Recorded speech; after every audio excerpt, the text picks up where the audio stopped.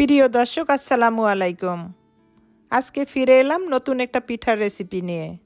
সামান্য কিছু উপকরণে এই পিঠাটা বানিয়ে নেওয়া যায়, তবে এই পিঠাটা বানানো খুবই সহজ আর অনেকটা সময় ধরে ক্রিস্পি থাকে। আপনি চাইলে এই পিঠাটা বানিয়ে এক সপ্তাহের মতো সংরক্ষণ করতে পারবেন।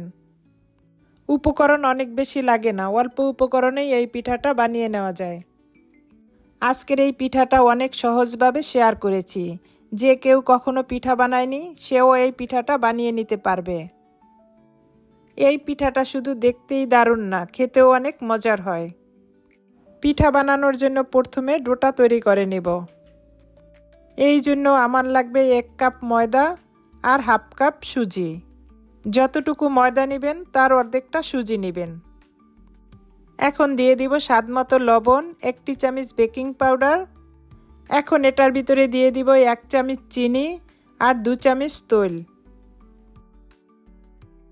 এবার সব উপকরণ একসাথে খুব ভালো করে মিক্স করে নিব। এভাবে হাত দিয়ে ডলে ডলে যখন দেখবেন ময়দাটা মুঠ করলে মুঠো হয়ে যায়, তখন এ পর্যায়ে পানি দিয়ে ডোটাকে রেডি করে নিতে হবে।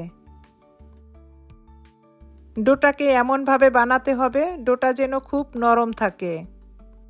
যেহেতু এখানে আমি সুজিটা দিয়েছি, একটু নরম ডো বানাতে হবে। ডোটা যখন রেস্টে রাখা হবে, সুজিটা ফুলে ডোটা অনেকটাই টাইট হয়ে যাবে। আপনারা দেখেই বুঝতে পারছেন আমি ডোটা কীরকম নরম রেখেছি। ডোটা আমার হাতের সাথে কীরকম লেগে আছে। এখন হাতটাকে ক্লিন করে ডোটাকে ঢেকে 10 মিনিটের জন্য রেস্টে রেখে দিব। এই ফাঁকে আমি পিঠার জন্য চিনির শিরাটা রেডি করে নেব।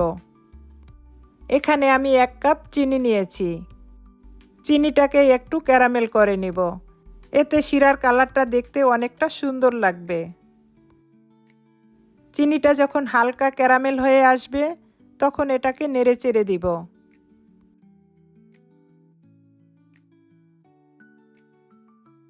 এর থেকে বেশি ক্যারামেল করা দরকার নেই। এখন এর ভিতরে দিয়ে দিব হাফ কাপ পানি। পানিটা দিলেই চিনিটা শক্ত হয়ে যাবে। একটু নাড়াচাড়া করলেই চিনিটা আস্তে আস্তে গলতে থাকবে। এই চিনিটা একটু সময় জাল করলেই আস্তে আস্তে গলে যাবে, এতে ভয় পাওয়ার কিছু নেই। এভাবে নেড়েচেড়ে ক্যারামেলের শিরাটা বানিয়ে নিব। এই শিরাটা খুব বেশি পাতলা হবে না, একটু আঠালো ধরনের শিরাটা বানিয়ে নিব। এভাবে নাড়তে নাড়তে চিনিটা একদম গলে যাবে।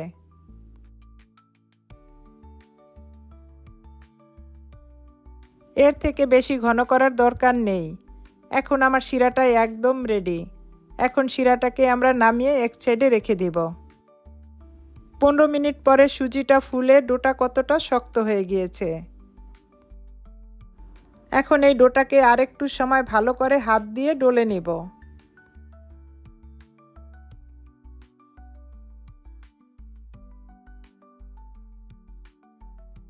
প্রথমে আমরা পিঠার জন্য একই মাপের ছোট ছোট লেচি কেটে নিব। প্রথমে এরকম ছোট ছোট লেচি কেটে নিলে পিঠাগুলো বানাতে বেশ সুবিধা হবে।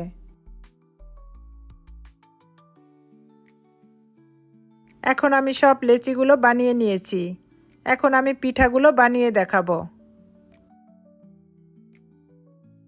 প্রথমে একটা ডো নিয়ে লম্বা করে বেলে নিব।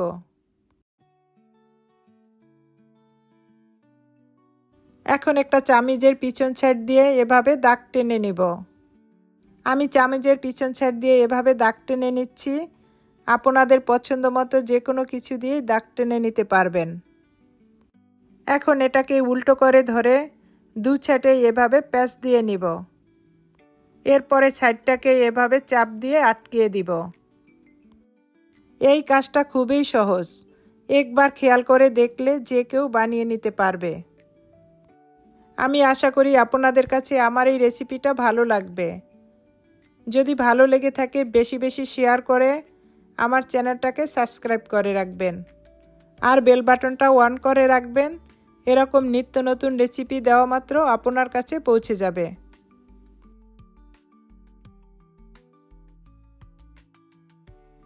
একই পদ্ধতিতে আমি সব পিঠাগুলো বানিয়ে নিয়েছি। এখন পিঠাগুলোকে ভেজে নিব। তেলটা যখন হালকা গরম হয়ে আসবে তখন একে একে আমি সব পিঠাগুলো দিয়ে দিব। পিঠাগুলো দেওয়ার সাথে সাথেই দেখবেন পিঠাগুলো এরকম একটু খুলে উপরে ভেসে উঠবে। এখন এই পিঠাগুলোকে উল্টিয়ে পাল্টিয়ে ভেজে নিব।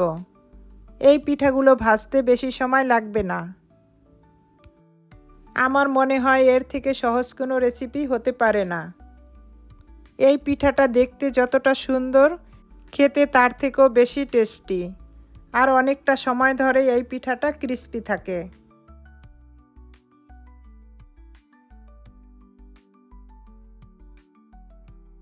সুন্দর একটা কালার চলে আসলে পিঠাটাকে নামিয়ে নিব। এই পিঠাটা গরম অবস্থায় শিরার ভিতরে দিব না, একটু ঠান্ডা করে শিরার ভিতরে ভিজিয়ে নিব। শিরার ভিতরে দিয়ে পিঠাটাকে অনেক সময় ধরে রাখার দরকার নেই। এভাবে নেড়েচেড়ে পিঠাটাকে তুলে নিতে হবে। একই পদ্ধতিতে আমি সব পিঠাগুলো শিরায় ভিজিয়ে নিব। দেখুন পিঠাগুলো দেখতে কতটা সুন্দর হয়েছে।